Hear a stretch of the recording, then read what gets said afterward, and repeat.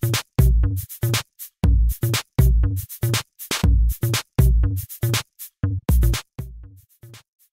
da Microcamp é um pouco diferente do público do Jorge Ney.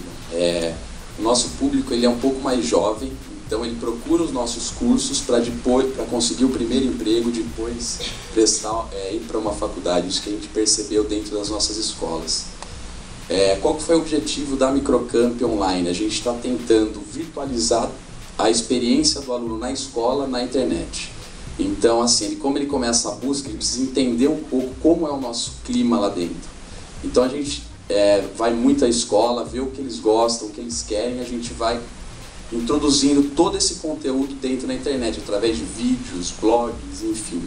Tem aí uma estrutura, uma gama imensa que a gente vem construindo ao longo do tempo. Então, assim, o nosso objetivo é estar presente a maior parte do tempo na cabeça do nosso aluno. Como? Conversando, interagindo, e a base de tudo é conteúdo. Não adianta você querer apenas vender para o aluno, sem ter uma base ou uma estrutura grande por trás.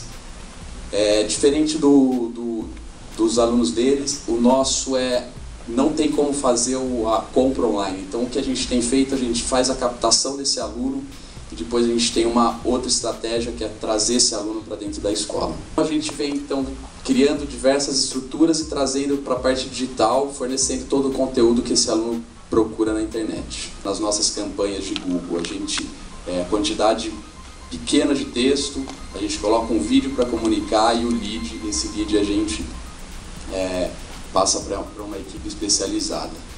A gente também atua forte, a gente está com o Brand Channel, agora a gente está buscando, enfim, alunos, a gente tem 150 mil alunos hoje em dia na Microcamp. Então o nosso objetivo se a gente conseguir fazer com que esses alunos, se a gente conversar com eles falarem com nossos professores, eles estão divulgando a nossa marca. Então uma das estratégias é a gente estar presente, falando com esses alunos, criando ações que eles gostam muito de brincar também. A gente tem um público que é 15, 20 anos, eu falo, esse público eles ficam muito tempo em casa, eles ficam brincando o tempo todo. Então a gente cria também ações como vídeo, na Copa a gente resolveu fazer uma campanha, um flash mob.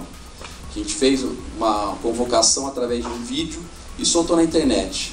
No dia que ia ser o flash mob, o Brasil perdeu. Eu falei, meu Deus do céu, o que eu faço? E levamos lá 2.000 pessoas na Praça da Sé. A gente não acreditava na força e no poder que a internet tem hoje em dia. A gente tem reuniões também periódicas com a agência que atende a gente, a Pitanga.